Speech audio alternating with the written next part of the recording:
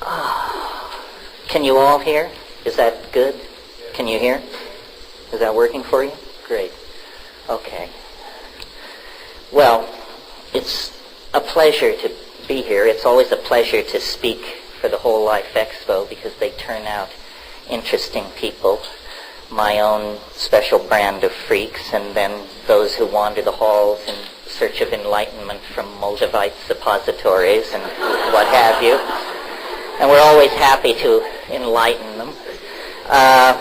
Before I get into the bulk of my thing, I hope you each got one of these things as you came in. These are two events. One is an old favorite. In fact, as I look out over this crowd, I see many familiar faces from these Mexico get-togethers, which have been going on now for about 8 years. If you're interested in ethnobotany, psychedelic plants, shamanism, ethnochemistry, ethnoarchaeology, psychedelic archaeology, this is probably the place where you get more people who are experts in this field under one tent than anywhere else. Jonathan Ott, the author of Pharmacotheon, Rob Montgomery, Manuel Torres, Christian Retsch, the German ethnoanthropologist. All kinds of people come to this thing, and it's held in Palenque, within walking distance of the ruins each year, and it's the height of mushroom season. And I need say no more about that. So if you can, join us. And then in this past year at Palenque, speaking with Manuel Torres and Ken Symington, we decided that the psychedelic community was ready to attempt to take the next step in legitimizing itself in the general cultural dialogue. And we felt that the place that hasn't really been honored or sufficiently brought to people's attention is the incredible role that psychedelics have played since the 50s in the art world, in the world of painting, music, composition, performance, dance, so forth and so on.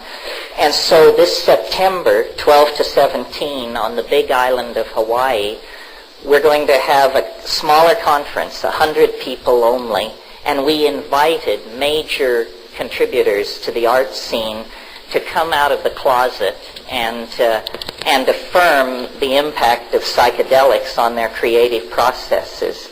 And we have people such as Alex Gray, the painter, Robert Venosa, who's a Boulder painter, brilliant international painter, Annie Sprinkle, the performance artist, Tom Robbins, the novelist who's just finished. I talked to him on the phone yesterday. I'm having dinner with him in Seattle tomorrow night. He's just finished the longest Tom Robbins novel ever written. So Tom Robbins fans, take note. Who else? Mark Pesce, Bruce Damer. These are cyberspace folks. Louis John Carlino, who did the movie Resurrection, and The Sailor Who Fell from Grace with the Sea. If you are a psychedelic artist, collector, dealer, or enthusiast, and you want to hang with these people, please consider this conference. That's all the commercial and self-aggrandizing stuff I want to talk about. On to the main event. The way this will work is I'll talk for a while, and then we'll do questions for a while, and then it will be over. And then I'll go down to the bookstore, and if anybody needs to speak to me or have a book signed, please come down there. Okay. I used to prepare these things in anticipation of vast oceans of faces eager to be uplifted. Since the oceans of faces are, practically speaking, more like small ponds, I've realized that these are really conversations around and about one subject only, which is what in the world is going on? What is going on? I mean, what does it mean to be incarnate in a human body at the end of the 20th century in a squirrely culture like this, trying to make sense of your heritage, your opportunities, the contents of the culture, the contents of your own mind, is it possible to have an overarching viewpoint that is not somehow canned or cultish or self-limited in its approach? In other words, is it possible to cultivate an open mind and sanity in the kind of society and psychological environment that we all share? And it grows daily and weekly, as you know, harder to do this, weirder to integrate, more on your plate to assimilate. And I certainly don't have final or even nearly final answers. I think it all lies in posing the questions in a certain way, in feeling the data in a certain way. And one of the things I try to convince people is it's not necessary to achieve closure with this stuff. And in fact, any ideological or belief system that offers closure, meaning final answers, is sure to be wrong, sure to be self-limiting, sure to be inadequate to the facts. So one of the ideas I'd like to put out is that, and it may seem strange in this venue, but perhaps not, the idea that ideology is not our friend. It is not a matter of choosing from a smorgasbord of ideologies and rejecting the flawed, the self-contradictory, and the over-simple in favor of the unflawed, the complex enough. Where is it writ in adamantine that semi-carnivorous monkeys can or should be capable of understanding reality? That seems to me one of the first illusions and one of the more prideful illusions of human culture, that a final understanding is possible in the first place. Better, I think, to try and frame questions which can endure, and leave off searching for answers, because answers are like operating systems. They're being upgraded faster than you can keep up with it. I want to mention just a couple of things that are happening to sort of set the context. I mean, this is the stuff I worry about or think about. In the last 10 days, if you have not been paying attention, because the news has certainly been offering many different matters to claim your attention, but in the last 10 days, a new solar system, a new star system with 3 giant planets has been discovered. So this is a multiple planet solar system in Epsilon Andromedae, 44 light years away. What does that mean to us? Well, it means that solar systems like our own are probably as common as popcorn on a theater floor. No reason to think not. In fact, right now, we know of 20 planets outside the solar system. Twice as many as we know inside the solar system. So we're living in a different world than everybody was living in even just 5 years ago. Science is lifting veils and opening doorways on a universe so vast, so strange, so counterintuitive that it's literally all you can do to keep up. Here's another factoid. There are now more square miles of territory in virtual reality than the entire surface of the Earth. Virtual reality is now larger than this planet. I don't know if you spend much time in VR. I spend a little time there. I was looking at Alpha World before I left Hawaii. The opening screen is from 25,000 feet above Alpha World. The entire thing cannot fit on the screen. Denver would fit on the screen at an altitude of 25,000 feet. You could see the outlying suburbs.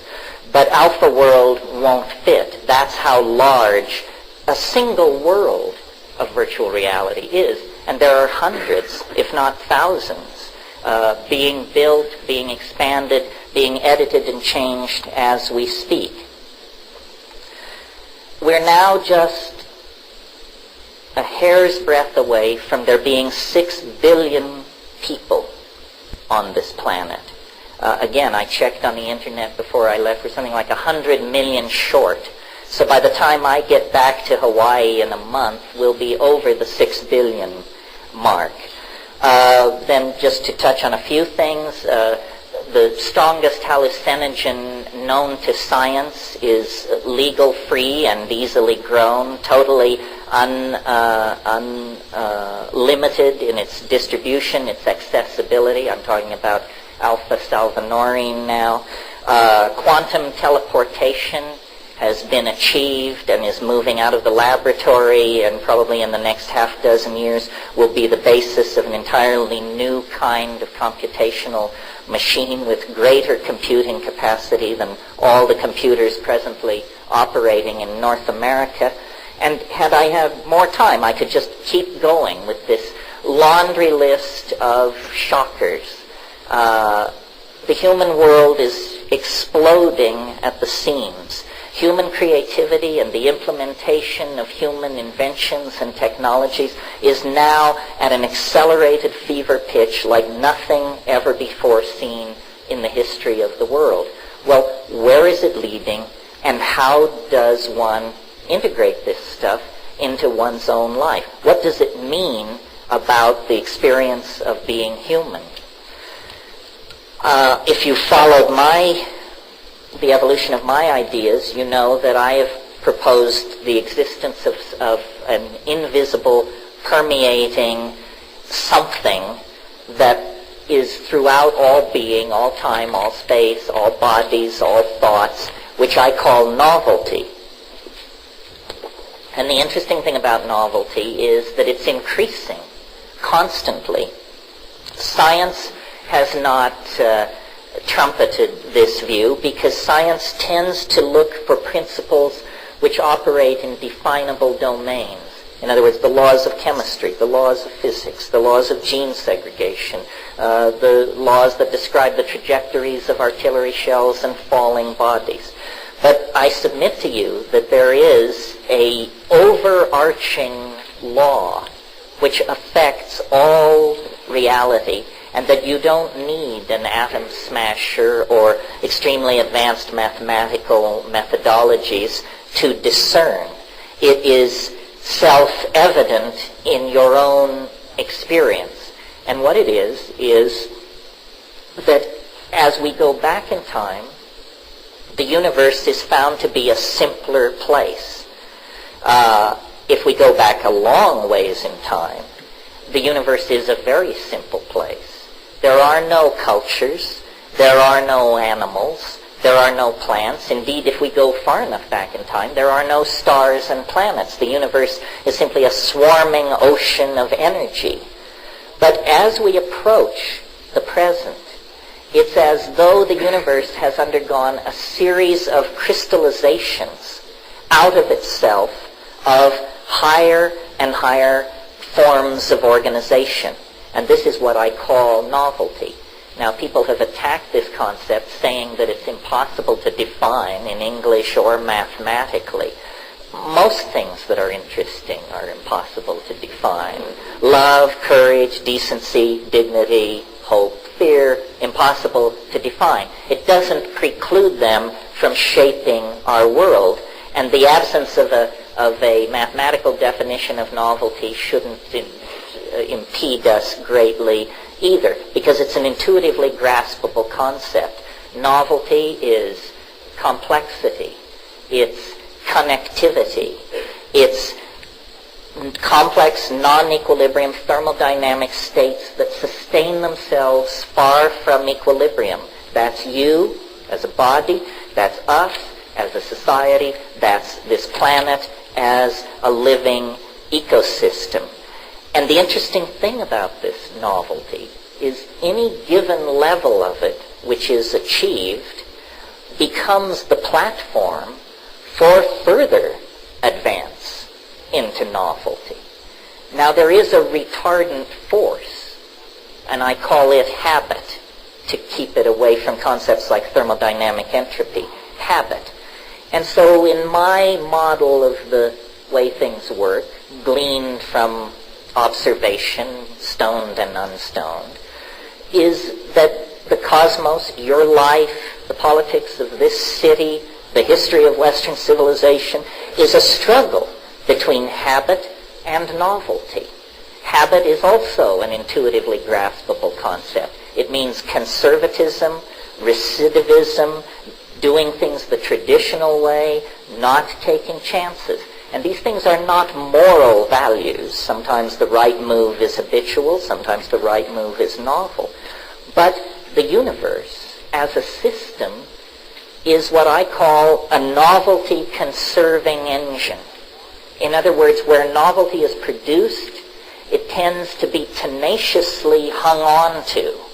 It can't always be hung on to, but it is tenaciously hung on to. So, as an example of what do I mean by tenaciously hung on to, 65 million years ago, as you know, an asteroid of considerable dimensions struck this planet, and in a single day, the dinosaurs, the great saurians, went extinct. Maybe it wasn't a single day, maybe it was weeks. But in terms of the time scale of the life of the Earth, it was a blink of an eye. That was a tremendous setback for novelty. These beautifully climaxed and integrated ecosystems of dinosaurs and rainforests and so forth were just pulverized to dust. It had taken 3 billion years, 4 billion years for the planet to achieve that kind of novelty. 65 million years later, a fraction of the time it took the original system to establish itself, it's all good. The dinosaurs are gone forever, but in their place, much more novel, much more interesting, much more complex animal and plant biota have established themselves. So what took 4 billion years to achieve turned to rubble, 65 million years is back in place. This is because of this tendency for nature to prefer and conserve novelty.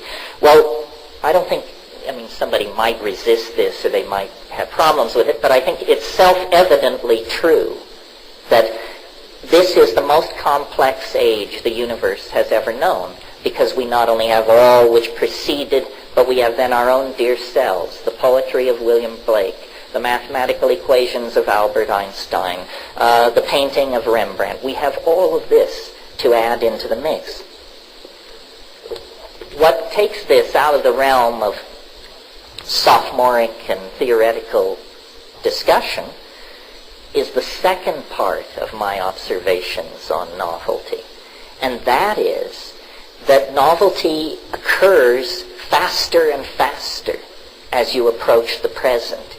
In other words, this isn't that the universe is driving toward ultimate novelty at constant speed and has been since the beginning of the universe. Not at all. The universe is moving toward ultimate novelty, but following a kind of asymptotic spiral or of closure, so that each advance into novelty is preceded by the next at an ever greater rate of what I call ingression into novelty. This is a phrase out of Alfred North Whitehead. So what does that mean? It means in the early universe it took a long time for things to get interesting, for things to go from being just a cloud of pure electron plasma to a universe with stars ordered into galaxies, with planets, with special chemistries and environments. And from that came, at least on this planet, advanced life forms, first simple life forms, then advanced life forms, then the conquest of the land, then extremely advanced life forms, minded creatures, language-using human beings, tool-using human beings, and then the frantic, hysterical rush from Altamira to this moment. And we are part of this. These vast cycles of advancement into novelty, which used to require eons to affect the universe perceptibly at all, are now going on in humanly cognizable domains of time. The year, the month, the day, the decade, the century. We can look at such humanly cognizable spans of time, and the overwhelming impression we have is of change. Change piled upon change, piled upon change.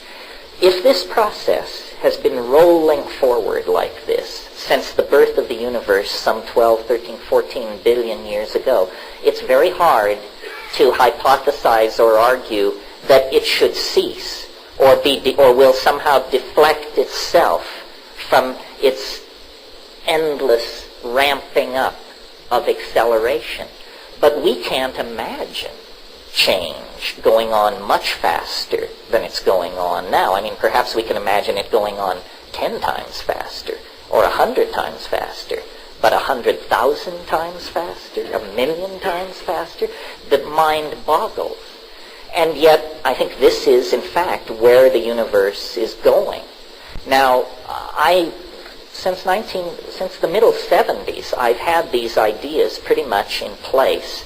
And my faith has been that as science and human understanding advances, I would either be thrown from the boat as a crank or somehow brought into the fold. Well, I haven't been thrown from the boat as a crank. I'm not sure, speaking at the Whole Life Expo, indicates I've been folded into the community of paradigmatic thinking. But I have received some encouragement in the last 18 months, and I want to just mention this briefly to you because I'm surprised how the news has failed us. Did you know that in the last 12 months, a fundamental law governing the universe in all its parts and places has been discovered that was previously not only unsuspected but denied? And a law of nature larger than any law of nature ever discovered, larger than the law of gravity, the speed of light, the second law of thermodynamics. All these are little laws, what Leary used to call local ordinances.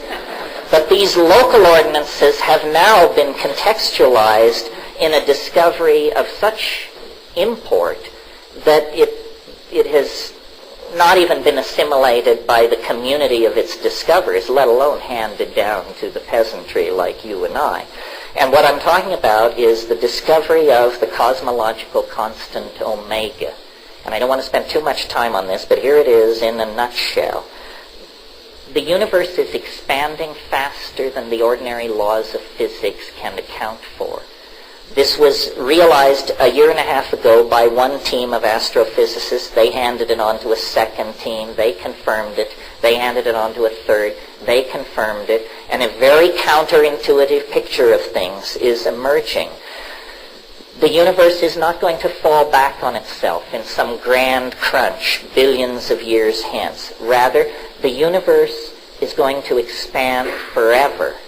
Forever. But here's the kicker. Faster and faster and faster. Forever.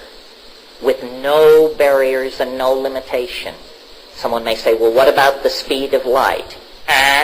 The speed of light does not cover the law of the cosmological constant, because this law is not saying that matter is moving apart faster and faster. If that were the case, the relativistic physics would put a speed limit on it. It's saying that space itself is expanding faster and faster. This is a quality of empty space.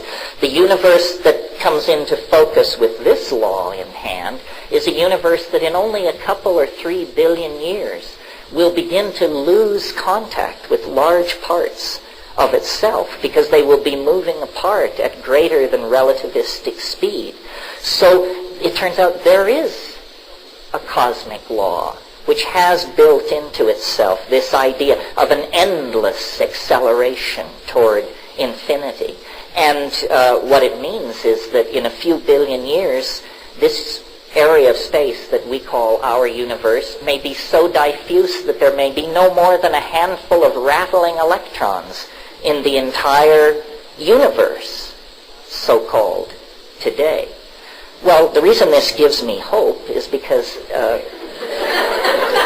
in the first place, who wants to fall back into the big crunch? I mean, that's a really anti-novel thing, to have half the life of the universe be the retracing of the first half.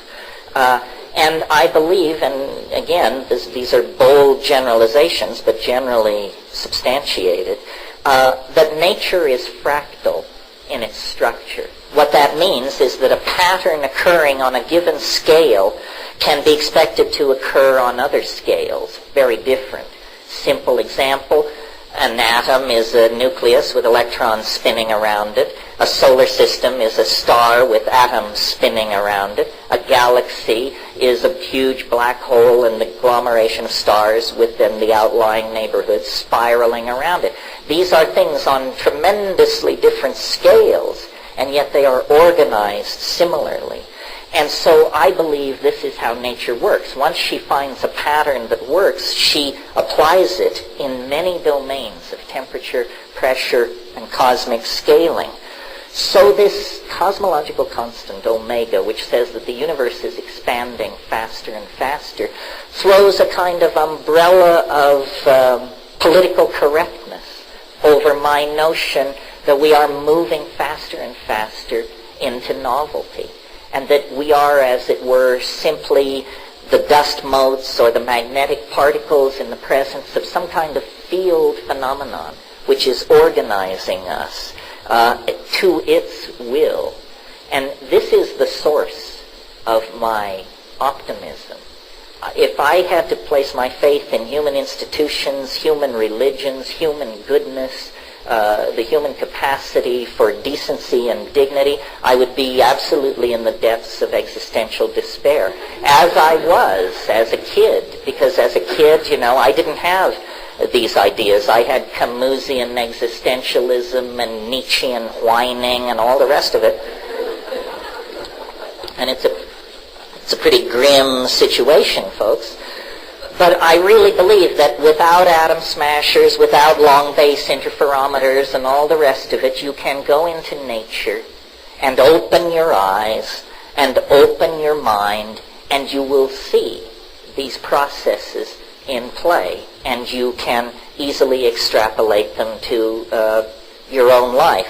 Now, if going into nature and opening your eyes and paying attention doesn't deliver this to you, then I suggest 20 milligrams of psilocybin be added into the mix, or 200 micrograms of LSD, or something like that, and then I think it will come shining through. Why should that be necessary? Why should someone have to resort to what Rimbaud called an artificial perturbation of the senses to achieve this? Simply because culture mitigates against it. Culture is a closed system of thinking and values of the sort I am denouncing. And it is the greatest barrier to your enlightenment, your education, and your decency is your culture. And I realize with joy that here I skirt the bounds of political correctness, because everyone is running around saying, recapture your roots, get in touch with your Swedishness, your Irishness, your whatever-ishness, and that's all very fine, but I think it's your humanness that may have eluded you in all this ethnocentric breastfeeding. Well, why should culture imprison us and somehow place a barrier between ourselves and our true humanness? Well, I think I said at the beginning of this thing, culture and ideology are not your friends. They are not your friends. This is a hard thing to come to terms with, because a certain kind of alienation lies at the end of this thought process. On the other hand, you can't live in the cradle forever. You can't be clueless forever. So somebody might as well just lay it out for you and say, culture is for the convenience of culture, not you. How many times have your sexual desires, career aspirations, financial dealings, and aesthetic inclinations been squashed, twisted, rejected, and minimized by cultural values? And if you don't think culture is your enemy, ask the 18-year-old kid who is given a rifle and sent to the other side of the world to murder strangers if culture is his friend. these extreme examples should bring it home to us that it's a kind of a con game. It is, in fact, strangely enough, a kind of virtual reality. We have been led to think of virtual realities as something on the screen of a computer or presented through a headset, but that's an electronic virtual reality. The primary technology for the building of virtual realities is language. Once you start talking about race pride, loyalty, our destiny, our God, our mission, it's like building virtual realities. And people begin to treat these things as though they had the substantiality of real objects, and to build their lives as though these things were real. And what is this? It's a diminution of humanness. You're choosing to limit yourself to a cultural reality, whether it's the reality of being Witoto or Orthodox Jewish or whatever it is. It's a smaller world than the simple hardware you were born into this universe with. And the substances, the drugs, the plants, the things which perturb consciousness, they don't address cultural values. They blast through them. They address the animal body, the mammalian brain. They perturb these information fields outside of the relativistic set of values that the culture is giving you. This is why people who yearn for legal psychedelics have not thought, in my opinion, deeply enough about what is really at stake here. Imagine a culture so certain of its primary values, so sure that it represented the right way to live, that it would encourage people to take psychedelic substances and examine its premises. There ain't such, at least not in the high-tech industrial democracies or the fascist states either. Some aboriginal cultures have this courage, but it has kept them very close to the breast of nature and her processes. Cultures that have habitually broken down the cultural illusion and examined the terrifying reality beyond it have not marched off then to pontificate with religions of absolutism or scientific absolutism or all the rest of it. Well, why is that? It's because cultures are virtual realities made of language, and if there is one thing psychedelics do, whether you hate them, whether you love them, whether you don't give a hoot, what they do is they dissolve boundaries. The boundaries between you and the floor, between you and your friend, between you and you last week and you next week, and they dissolve boundaries. That's what they do. That is the ultimately subversive behavior. Cultures are boundary-defining engines. That's what they do. They teach you, we do it this way. Don't go there in your mind, in your heart. Follow the rules. Follow the rules. Cultures are like operating systems. You know, at Ur and Ur will do. They set up a stela in the center of the marketplace. And on the stela they carved the laws. These were the laws of the operating system called Ur 1.0. And that worked fine for a while. Now we're operating under Clinton's second term 4.0. And is it limiting? Is it idiotic? Is it a pain in the rear end? You bet it is. How can we overcome the limitation of our operating system? Well, basically, what I do with my computer when it acts up is I give it a good slap or a thump on the top. And that's what these psychedelics are doing. They are saying, get it in context, my dear primate.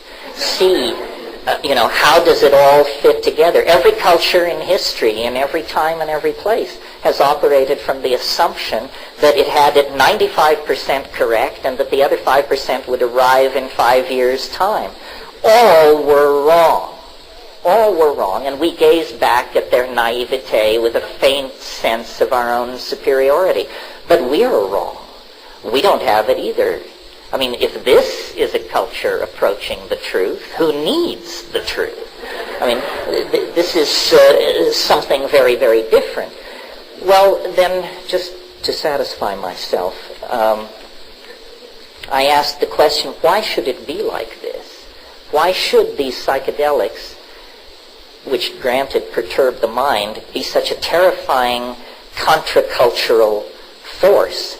And what does that mean? Well, I think it works something like this.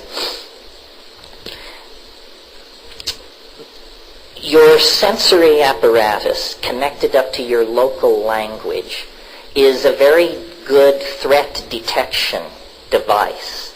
And that is really what the animal body evolved to be.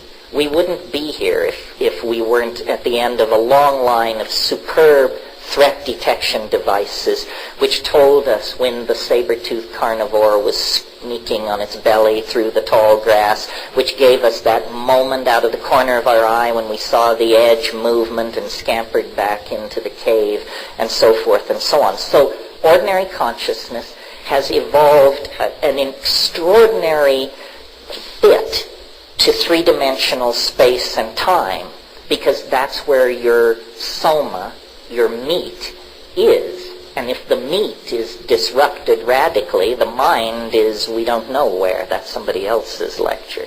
It's very important to keep the physical body together. So the mind, under the influence of culture and cultural values, evolves as a threat detection device. But notice that carried far enough, that ends in paranoia. So then, in a sense, all cultural values carried to their ultimate end produce the paranoid personality. Fearful, watchful, never resting, never sleeping, always looking for the worst in every situation. But the mind is like water. It takes the shape of the vessel into which it is poured, always. So when we approach the psychedelic plants as shamans, as seekers, as sincere people interested in extraordinary experiences, what the psychedelics do, I think, is dissolve this three-dimensional threat detection psychology and system, and it's as though the mind discovers that it has a second conformational geometry. That's a way of putting it. And this second conformational geometry is of a higher dimensional order than ordinary consciousness. Not as a metaphor, higher dimensional order, but as a mathematician would use that term. The psychedelic mind is a higher dimensional mind. It is not fit for three-dimensional space-time filled with roving, heavy-bodied carnivores. But it is fit for the back of the cave, the mountain retreat, the monastic tower. In other words, the place where threat has been eliminated and philosophy is the order of the day. And so my interpretation of these psychedelic states is that they are actually higher dimensional states of consciousness. And I put this to Ralph Abraham, the mathematician, who is no mathematical slouch and no psychedelic slouch either. And we talked of this in relationship to DMT. And he said, I have no doubt at all that when I am flashing on DMT, I am seeing the ordinary world from a higher dimensional mathematical perspective. And one of the things about higher dimensions is that the linearity of time is overcome. And last week and next week are as easily available as the present moment. The front of my hand is as easily seen as the back of my hand without moving my hand if I am in hyperspace. So in a way, these higher dimensions are the places from which knowledge has percolated. And shamans, related to the smith, the worker in metal, the technologist, the tool maker. These are the twin brothers, the two aspects of the shaman. The shaman is a master of fire, master of metals, maker of tools, seer into the future, so forth and so on. The shaman is outside of cultural time and is, I don't like this word, but channeling the future which is to come in the form of technologies, innovations, languages, behaviors, so forth and so on. And this is why the shaman has always been the paradigmatic figure for Aboriginal cultures, because the shaman knows more, and the method of the shaman has always been perturbation of consciousness. Not always psychedelic plants or substances. Can be hooking metal hooks under your pectoral muscles and hanging for 14 hours in the sun. Can be abandonment in the wilderness. Can be extreme forms of fasting. Can be ordeal poisons. But people are not fools. All of these things are extremely risky and unpleasant, while the psychedelics are the most effective and the least invasive. I mean, let's take 30 milligrams of psilocybin or a great fistful of mushrooms. 3 hours into it, you are definitely thrown into the lap of God. 8 hours into it, you're simply looking back on it, reflecting, drawing conclusions, and wondering where do you go from here. So this is a roundabout way of explaining. It's no surprise to me that society is very nervous around this issue, because society's eggs are all in one basket, and the psychedelically inspired citizen or the psychedelically inspired shaman is a dangerous force. Even in traditional societies, the shaman is central to the social functioning and the health and so forth, but is never allowed to be physically central. There's a leader, a headman or something. The shaman lives off at the edge of the village, sometimes off in the woods. He is approached with fear and trembling. He is loathed and respected and feared and loved, because it is understood that he represents a dimension that nevertheless must be tolerated, because it is the channel through which knowledge and healing and higher values come. Now, in a society like ours, we say we have other methods. We don't need the ravings of intoxicated shamans. We have the scientific method. We have the gospel. We have the Talmud. We have all of these things, and they are sufficient for us to guide ourselves. But to guide ourselves where? The 20th century, if the 20th century is a statement of the accomplishments of the Western mind, values, and methods, then God help us. Because the 20th century is a disgrace, and to this moment, a disgrace. It was so comfortable to look back at Auschwitz and say, well, the 30s, the 40s, Hitler, those gray, grainy movies, this has nothing to do with us. This is just some terrible thing that happened in Europe 50 years ago. No. This is happening. It's happening as we speak. People are being pushed into boxcars and taken away to be lined up and shot for no reason whatsoever, while glasses tinkle and toasts are made by those who define themselves as the preservers of freedom, dignity, and Western value. We haven't learned anything. The 20th century is the most condemnatory piece of evidence you can place against the Western mind, and it seems to me it's a knockout punch. I don't know who's responsible for this, but whoever is responsible is guilty of crimes against humanity. How do we overcome this? How do we find real values? Well, we find them in caring for the earth. Nature presents an established set of processes and achievements, billions of years old, which exercise a moral claim on rational intelligence, if it will but notice. And so that's what this is all about. It's about Aboriginal values and Aboriginal technologies, psychedelic drugs, shamanism, what have you, offering to us in the final moments of our unravelment a different and better way to carry on. a different and better way to behave and build a world. And it doesn't come a moment too soon. It may come too late.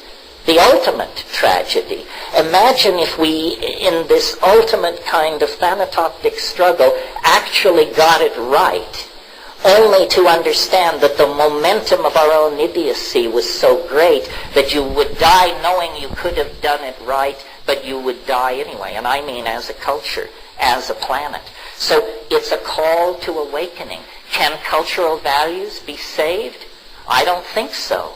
I don't give a hoot. I mean, I'm an egg smasher. I mean, I think we should save the Rembrandts and save, the Pirandello de Francescas and all that. But we cannot save the values. Racism, sexism, homophobia, xenophobia, product fetishism, enormous pyramids of class and privilege. None of this is savable. None of it is worth saving. Science is worth saving. It's worth reforming because it is, as a method, powerful. But in the presence of people contaminated by these other values, it becomes an engine of madness, of consumer fetishism, of propagandizing, of the waging of war on unimaginable scales. Religion, as we have practiced it, I don't think can be saved, because what religion has given us are laundry lists of moral do's and don'ts that are preposterous on the face of them. I mean, if the people who preceded us believed all that, then this world is the consequence of those beliefs. And this is hell. This is hell. So, if there's a message here, rather than just a rant, I think it would be to return to nature. Observe. Open your eyes. Get smart. Culture is not your friend. Religion is not your friend. The values of these cultures are fatal. And if we don't wrench the direction of human society into an entirely new way of doing things, the clock is ticking. Nature is unforgiving. Intelligence is a grand experiment. But if it does not serve novelty and diversity and the production of love and community and true caring, who needs it? Who needs it? Better to have a universe that glorifies God through its diversity than a universe which is the travesty of a demonic intent. And if you are not a psychedelic person and none of that appeals to you, that's fine too. That is not a requirement. What is a requirement is moral intelligence. And you have to get it one way or another in a hurry. The reason I speak for psychedelics is because that's the only thing I have ever seen work as fast as I think we have to have this change happen. If the Sermon on the Mount could have done it, we would have turned the corner then. We've had great teachers. And they were crucified, trampled, ignored, distorted, perverted. The right idea is not enough. What is necessary is the lightning strike of true gnosis, however that can occur. And as I said, I speak for the psychedelics because I have felt their impact personally, and I have been with cultures that have stayed close to that campfire, and I have seen the beauty and the integrity and the humanness of those cultures. And we know this, I think. It simply needs to be articulated and spread and made clear. It is the faith that nature's dynamic will carry us to the completion and the enlightenment that we seek. Thank you very much.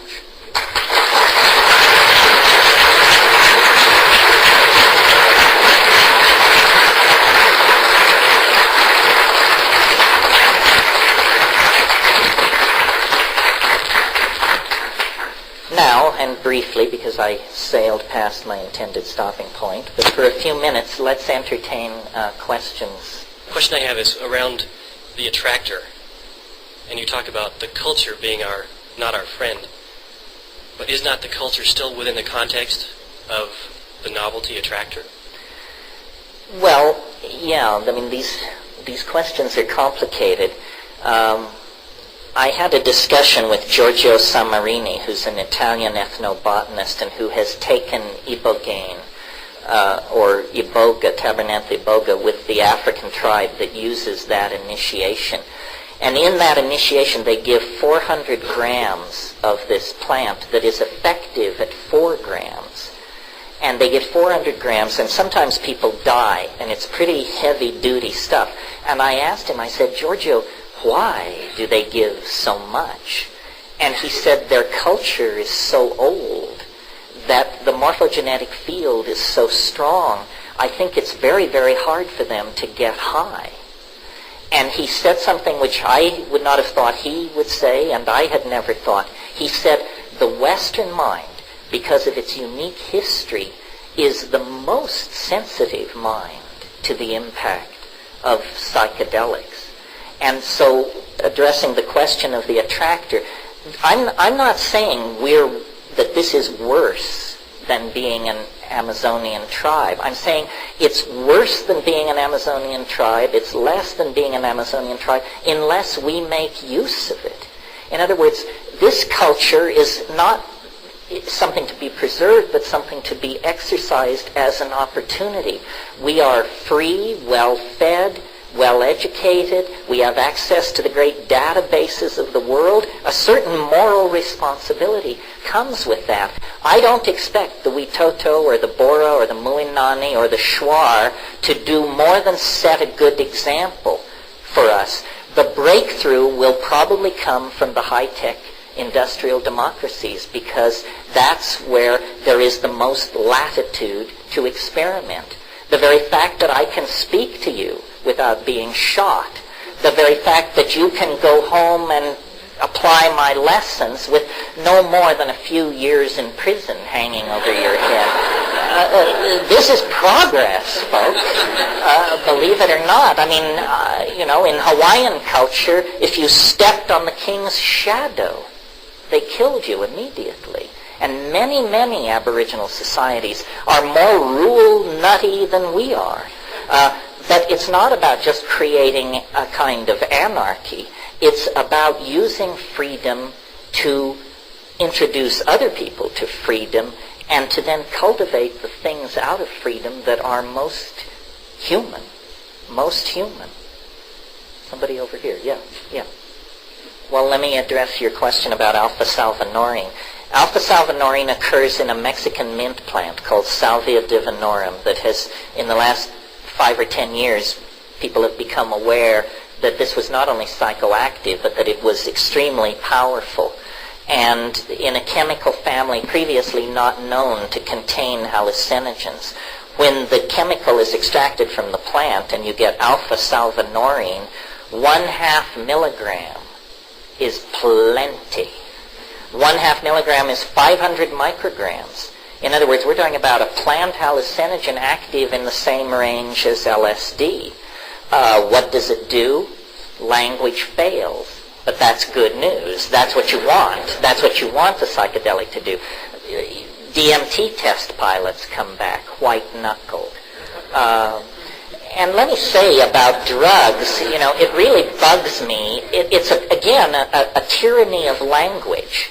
That when I sit up here and talk to you and I use the word drugs, I could be talking about aspirin, heroin, cocaine, or 2,4,5-trimethoxy something or other, one of Sasha's things. It's a poverty of language. Drugs, which anesthetize or sedate or wire you up, I don't care about that. I mean, I take some, I don't take others, you do too. It's part of growing up and you have to learn. But I don't care about that, and I don't care to politically defend it, and I don't even particularly place psychedelic use in the same context. I'm interested in rare and high-dose experiences done with immense intentionality, in silent darkness, at effective doses. Christ said, "The lukewarm I vomit from my mouth." And that's how I feel about people who chip away at psychedelics and take pissant amounts and go to clubs and go to class and go to the mall. And, this is not the program folks. I mean, it's somebody's program, but I'm interested in life-changing experiences. And the wonderful thing about psychedelics is that as drugs, they are the safest drugs known to pharmacology. In other words, you would have to take 300 times the effective dose of psilocybin to place yourself in physical danger. No one knows the LD50 of LSD. So ask a pharmacologist. They will tell you these are the safest drugs known to science. And yet they are the drugs most inveighed against, most scheduled, and the prisons are full of people who committed the unimaginable crime of smoking, growing, or trafficking in cannabis, for crying out loud. I mean, if this is not a racket, what is? To your other question about teleportation, which was not in the context of Salvia Divinorum, this is simply that one of the things that's happening in this laundry list I gave you of breakthroughs is that quantum physics is going from being, this extremely abstruse, abstract domain going on somewhere that has no impact on human life to probably being the next great source of human technologies, computers and devices which move matter through space and time. If 5 years ago you had asked me, and I regard myself as radical on the progress question, how long would it be till we saw the teleportation of objects, I would have guessed maybe 500 years to never. Well, now it's been done. I mean, only with an electron, only 15 feet. But the theory which allowed that feat places no upper limit on the size of the thing sent or the distance sent. And how long did it take that electron to be teleported 15 feet? No time at all. No time at all. This is trans-relativistic technology we're talking about, folks.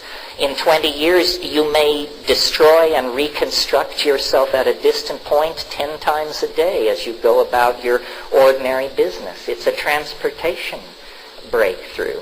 There are other things like this, quantum computers, DNA computers, and then the best friend of all of the radical progressivist, the unexpected, which always delivers the most astonishing technologies. So, if you think what has come to this point has been astonishing, stressful, and amazing, brace yourself, because it is as prelude to what is about to break over the human species. It's almost as though God's joke on us is to give us so much power and knowledge that we will either transcend ourselves or we will certainly destroy ourselves.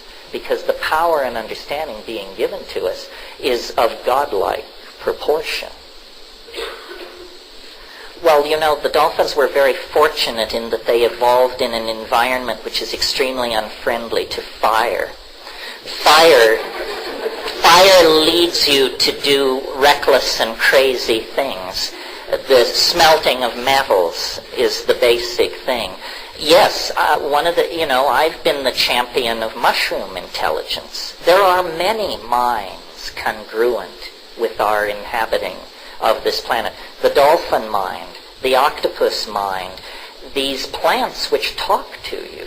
I mean, I know if you've never had a plant talk to you, that sounds as silly as saying that someone's channeling the history of Atlantis. But once you've had a plant talk to you, you realize, yes, they do. It's a problem to figure out how this happens, but that it happens is no big deal.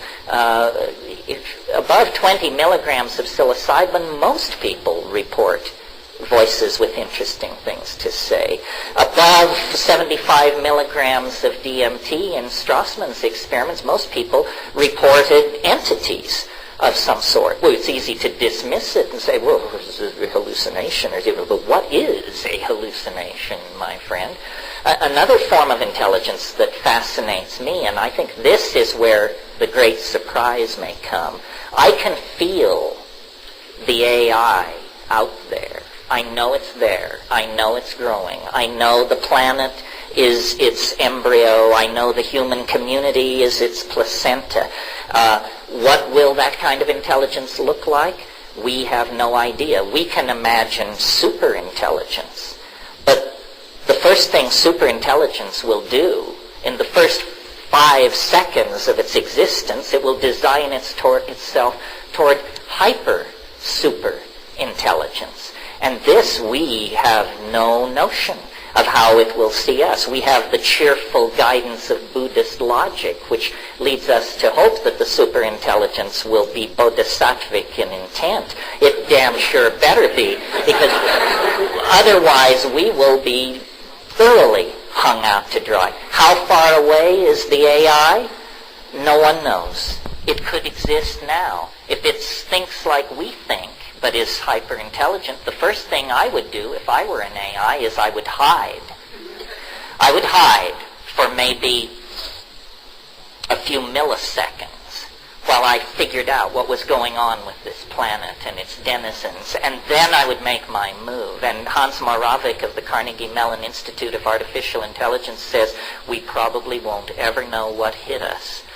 Well, I think that's a paranoid view. No need to be paranoid and little reason to be hopeful. This is beyond human understanding. And yet the social and economic systems that we've put in place, specifically consumer capitalism, drive us to do all the things that bring the AI closer. What do I mean? More connectivity, greater processing speed, deeper data banks, more complex operating systems, more automatic searches, more bots, more voids, more code, and nobody knows what's steaming and fermenting out there. Ilya Prigozhin won the Nobel Prize for Physics by proving that chemical systems spontaneously mutate to higher states of order. So then, surely, must complex networks behave the same laws. And we are building the most complex networks ever conceived by the mind of man, and we are making them ever more complex, and we are turning more and more of our cultural functioning over to machines that operate according to criteria but dimly perceived by their designers. So I think the future, Alfred North Whitehead said, it is the business of the future to be dangerous.